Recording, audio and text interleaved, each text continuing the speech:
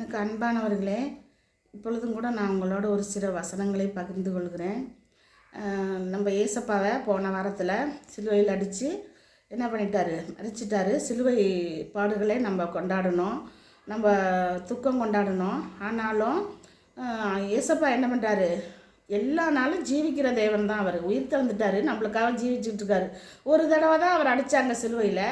அவர் அவர் அவர் அடிக்கப்பட்டு மறித்து திரும்பி உயிர் திறந்துட்டார். நம்மளுக்காக தான் எப்போ பரிந்து பேசிக்கிட்டு நம்மளை எல்லாம் பார்த்துக்கிட்டு தான் அவர் இருக்கிறாரு. அவர் மீண்டும் வரப்போகிறார் என்று நம்ம விசுவாசத்தில் இருக்கிறோம்.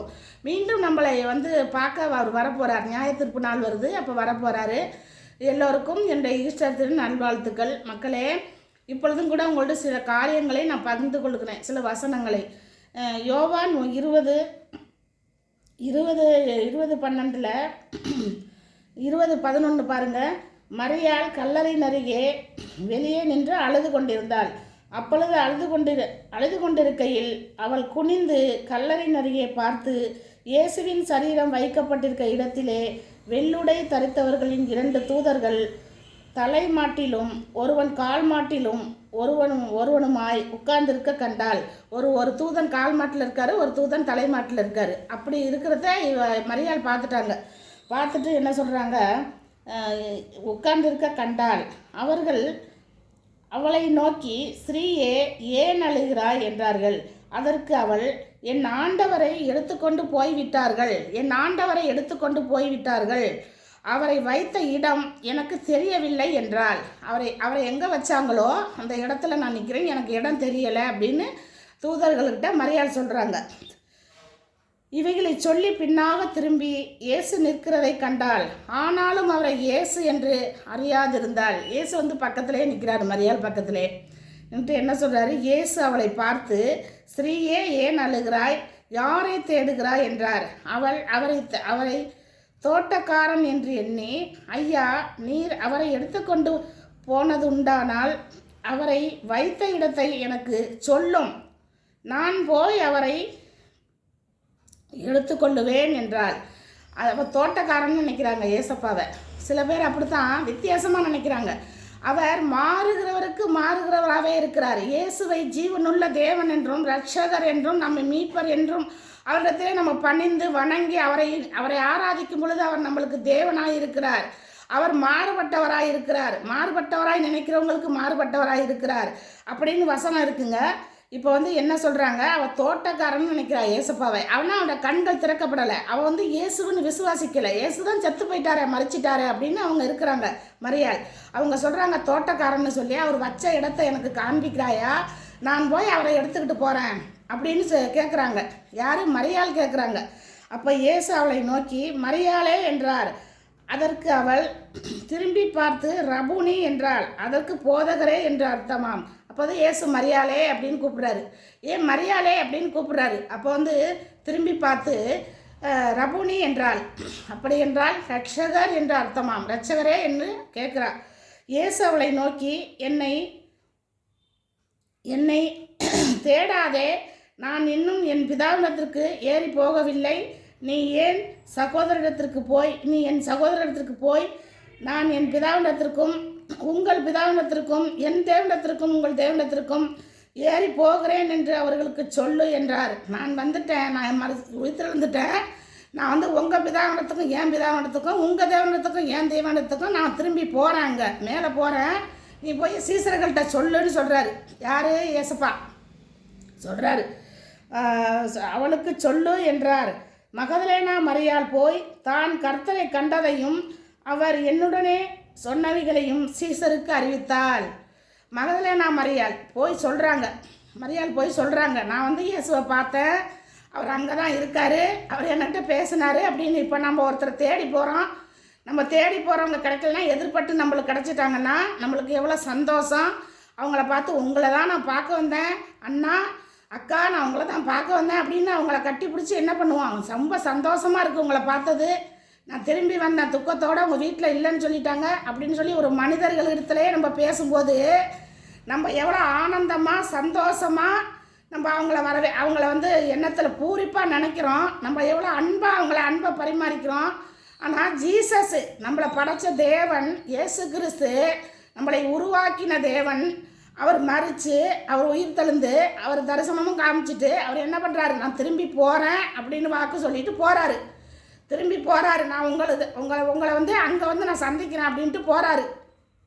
அப்படி இருக்கிற தேவன் அவர்கள் என்ன பண்ணாங்க, மரியாள் போய் எல்லாம் போய் மரியாள் வந்து எல்லாம் பார்த்துட்டு சீசர்கள்ட்ட போய் சொல்லுது. அவங்களும் வர்றாங்க. ஆனால் எல்லாரும் கூட இருந்தாங்க. ஏசப்பா கூடயே வந்தாங்க, ஏசப்பா கூடயே இருந்தாங்க, ஏசப்பா கூடயே போனாங்க. ஆனால் யாரும் என்ன பண்ணலை, அவரை சிலுவையில் அடிக்கும்போது அவர் பக்கத்தில் இல்லவே இல்லை. எல்லாரும் தன்னைத்தானே காவந்து பண்ணிட்டு ஓடிட்டாங்க. ஓடி பொழைச்சி போகலாம் அப்படின்ட்டு ஓடிட்டாங்க. மனிதர்கள் அப்படித்தான் இருப்பார்கள். நீங்கள் எவ்வளவு நம்பிக்கை மனிதர் மேலே வைக்காதீங்க, ஆண்டவர் மேலே வைங்க. ஆண்டவர் நம்மளுக்காக பக்கத்திலே இருந்து நான் இருக்கிறேன்னு சொல்கிறவர். மரியாளே மார்த்தாளே ராஜி, நான் இருக்கிறேன் உன் பக்கத்தில் அப்படின்னு சொல்கிற தேவன் நம்மளோட இருக்கார். அவர் நம்ம பக்கத்திலே இருக்கார், நம்ம அருகிலே இருக்கார், நம்ம இதயத்தில் இருக்கார். அவர் நம்மளை கூப்பிடும்போது அவர் வருவார் அப்படின்னு நம்ம விசுவாசிக்கணும். விசுவாசித்தவளே என்ன பண்ண, பாக்கியவதி அப்படின்னு சொல்லப்பட்டிருக்கு. இப்போ என்ன பண்ணுறாங்க, மரியாள் பூரிப்போட நான் ஜீசஸை கண்டேன், நான் இயேசுவா பார்த்தேன், ரட்சகரை பார்த்தேன் அப்படின்னு எல்லா சீசர்களுக்கும் சொல்லிட்டாங்க. சொல்லிட்டு அவர் வந்து அவர்கள் மேலே என்ன பண்ணார், பரிசுத்த ஆவி அவர்கள் பெற்றுக்கொண்டார்கள்னு இருக்குது. நிறைய வசனங்கள் அதுக்கப்புறம் இருக்குது, படித்து பாருங்கள். இப்போ நான் அந்த காரியத்தை சொல்கிறேன். இயேசு கிறிஸ்து நம்மளுக்காகவே மரித்து நம்மளுக்காகவே என்ன பண்ணார், உயிர் தெழுந்துட்டார். ஒரு தடவை தான் அவர் மரித்தார், ஒரு தடவை உயிர் தெழுந்துட்டார். திரும்ப வரப்போகிறார், நம்மளை சந்திக்க போகிறார், நம்மளோட இருக்க போகிறார், நம்மளோட வந்து அவர் வாசம் செய்ய போகிறார், நம்மளை அழைக்க போகிறார். நம்ம மனவாட்டியாக இருக்க போகிறோம். நம்ம சபையில் ஒரு மனவாட்டியான சபையில் நம்ம ஆயத்தமாக இருக்கும்போது தேவன் வந்து நம்மளை மீட்டு கொண்டு போவார். நம்ம சபையாக எடுத்துக்கொள்ளப்படுவோம்னு இருக்குது. எப்படி எடுத்துக்கொள்ளப்படுவோம் என்பது நம்மளுக்கு தெரியாது. நம்ம ஜீவியம் அப்படி இருக்கணும், இயேசுவுக்காக வாழணும். இயேசு ரட்சகர் என்று ஏற்றுக்கொள்ளுங்க. இயேசு நம்மளுக்காக ஜீவனை கொடுத்தார் என்று ஏற்றுக்கொள்ளுங்க. நம்மளுக்காக தான் அந்த உலகத்தில் வந்தார் என்பதை ஏற்றுக்கொள்ளுங்கள். நம்மளுக்காக தான் ஜீவிக்கிறார், இப்பொழுதும் ஜீவித்து கொண்டிருக்கிறார். அவர் ஜீவனுள்ள தேவன் என்று சொல்லப்பட்டிருக்கு. ஜீவிக்கிறார். அவர் ஒரு நாள் நம்மை சந்திக்க வருவார் என்ற நிச்சயத்தோடு நாம் வாழ கடவோம். ஜீசஸ் என்ன பண்ணுறாரு, நம்ம பக்கத்திலே இருக்கிறார். நான் அருகிலே இருக்கிறேன், நீ எங்கே போய் தேடுற? நம்ம அப்படி தான் தேடிக்கிட்டு இருக்கோம். நம்ம குருடர்கள், நம்ம கண்கள், சில பேரோட கண்கள் திறக்கப்படலை, தேடிக்கிட்டே இருப்பாங்க. ஒரு பொருளை வச்சுட்டு தேடிக்கிட்டே இருப்பாங்க. நானும் அது மாதிரிலாம் செஞ்சுருக்கிறேன்.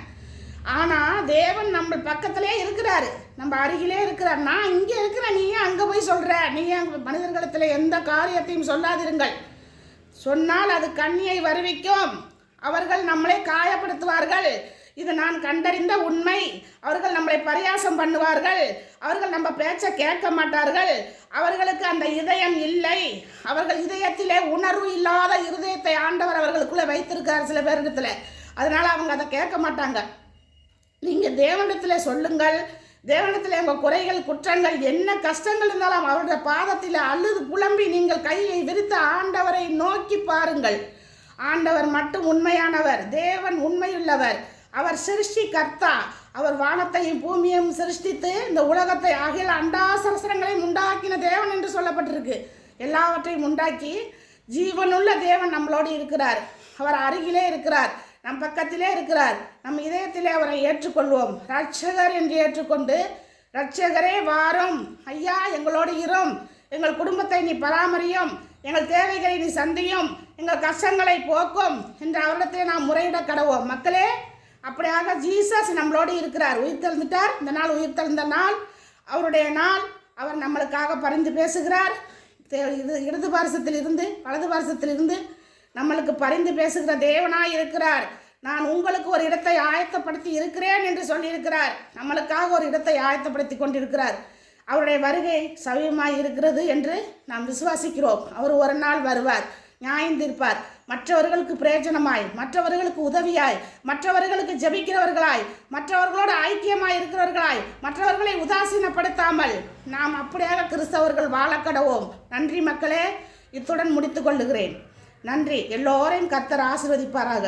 ஜீவனுள்ள தேவனே, கர்த்தாதி கர்த்தாவே, அப்பா, நீ உயிர் திறந்த அந்த நாளிலே கூட தேவனே, உம்மை கண்ட உன்னை காணாத கண்கள் திறக்கப்படட்டும் கர்த்தாவே. நீ ரட்சகர், நீ ஜீவனோடு வந்தீர் என்று கண்டுகொள்ள மக்களுடைய மனக்கண்களை திறந்தள்ளும். நீங்கள் அருகில் இருக்கிறீர்.